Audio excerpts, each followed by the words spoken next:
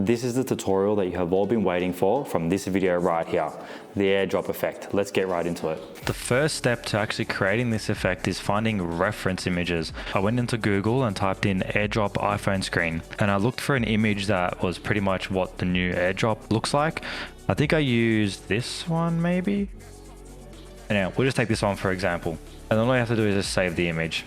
Back in After Effects now, you're going to want to right click over here on the left hand side in project window, import file, and then just import that image. Click this little icon here, create a new composition, make sure that these settings, in this case, you have 1080 width, 1920 height, since it's a portrait video, and just set this duration to something like 10 seconds. We're probably not going to need 10 seconds, but it's just easier to work with a short timeline like this. Drag and drop your photo onto the timeline. Make sure that's at the start, and there you go. Now that you have the image in here, click on it and then resize it, holding shift at the same time. And I just did the width in this case for this one, so that's why it's a little bit big, but it's okay. And perfect. Now we have a template for what we're going to create here. Go up to your rectangle tool, make sure that the stroke is on 0 pixels, and then just roughly draw a box in place of where the airdrop icon is. Doesn't have to be perfect, you can always fix it later. Now that we've got that square shape, you just want to click the drop down under rectangle, go to rectangle path, and under roundness, just want to round off those edges roughly similar to the shape of the airdrop box. Now that we have the general shape of the box, we're going to duplicate this layer and we're going to rename this to photo mask, just so that we can remember that this is the mask that we're going to use for the photo. Just go in and remove the roundness because we need it to be a sharp box, and we can go ahead and just scale that. Maybe if we hide this original one, scale it and drag it down so that it is roughly the size of what the actual photo is going to be. Make sure you only scale top and bottom. Once you've done that, click down here, toggle switches and modes. It'll bring up your track matte options. Where it says none, just select alpha inverted matte photo mask, and it'll actually mask out where that photo used to be. Before we start adding the text, we want to add the little line that's in the middle of the two buttons at the bottom, this one right here. If you go under your base shape and unhide it, you can actually add with the pen tool a line. So you don't have to get it perfect, just click roughly in the middle, and then click holding shift, click the top, and then up here where it's got stroke, we'll just go to something extreme, in this case 12, change the color to a gray so we can see it. We can tweak the colors later, and then just make sure that the bottom line, if you need to select it, hold alt and then just drag and select. Make sure that that line there goes towards the bottom, and then we just check it out. We know it's got to be a bit thinner. We'll change the setting to 2 pixels. That should be about right. Perfect. We're going to mess with the color later anyways. For the text, make sure you go to the description and download the SF Pro font that I linked, so that way we can get it as close to perfect as possible. Once you've gone ahead and downloaded that font, you want to go back to your composition, hide the base shape, and come up here to the text tool. And then just, you can roughly get this in the middle. Doesn't need to be perfect straight away, we can reposition it. And then just drag that up. And then start with the SF Pro display bold font. Start typing in airdrop. Perfect, and then you can obviously adjust the sizing however you need. And then just lay it over the top roughly until it gets pretty close to the size that you need, I believe. For the text below, all you have to do is Control D whilst having airdrop selected, duplicate it, and then we can just click and then just drag these down. Yes, I know there's a simpler way, everyone's screaming at me. Make sure you change the font to regular, and then you can just start typing the text that's there, so that way we can match it as close as possible. And then just select it all, resize it down so it's a bit closer. Bring this down, just this. Again, it doesn't have to be perfect. Nobody's going to really pick whether it is actually in the middle or not. Let's go down to the next part. Same sort of scenario, Control D, duplicate, and then just drag it down. And then back to the text tool, just type in decline, and then just mess with this box until it is roughly where you want it to be. Scaling. Perfect. Duplicate one more time. And then just type accept. To change the color, it's very straightforward. All you have to do is just hide accept. You can still have it selected, just hide it. And then go over here to the eyedropper and click on the blue. Do the same with decline. Click on it, eyedropper, click on the blue, and then unhide the accept. So now if I unhide base shape and hide the picture below, you'll see that we have the basis for the airdrop. I'm just going to jump in real quick and let you know that as part of the Cinefile subscription, you actually get the template file for the airdrop effect and the low battery effect. It's going to be there forever. So as soon as you guys join, you'll have access to it. Let's get back into it. Now that we have the base of the airdrop ready, we can actually bring the clip in. So we're just going to drag and drop a clip in. Okay. Resize it and make it roughly the width of that. It's just a little bit bigger.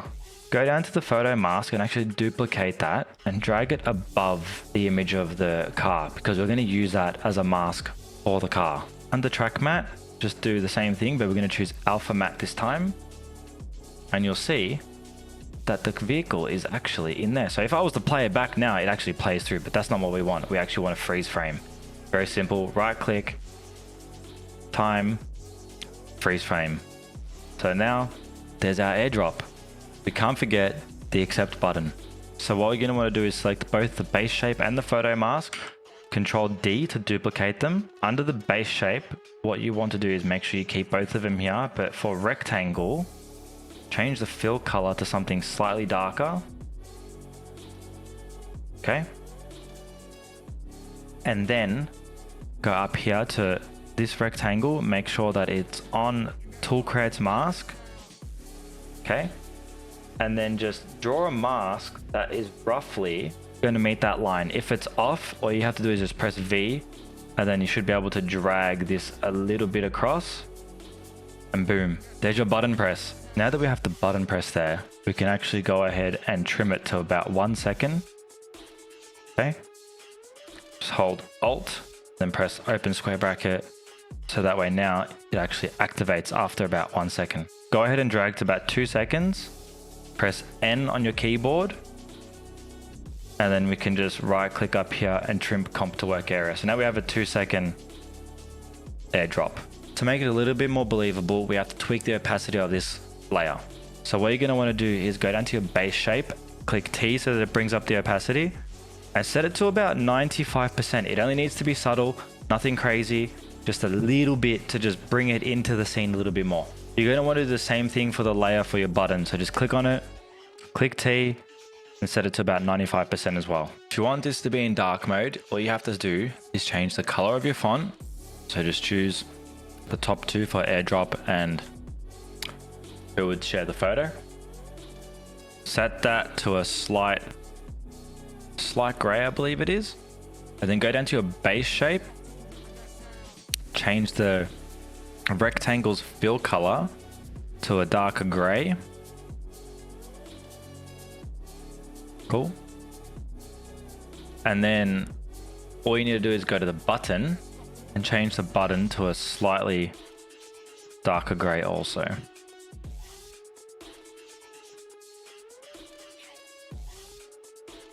So it should look something like that. It's time to bring in this effect onto our edit. So go to the original composition where your edit is and drag it from project here, comp 2, onto that. And you can see now it pops up.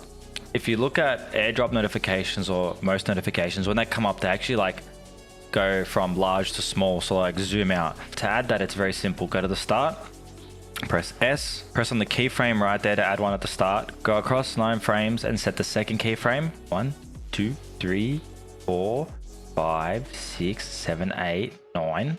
Beautiful. Set a second keyframe and then just set that size to about 90%. Now you can see it actually scales in as it comes up.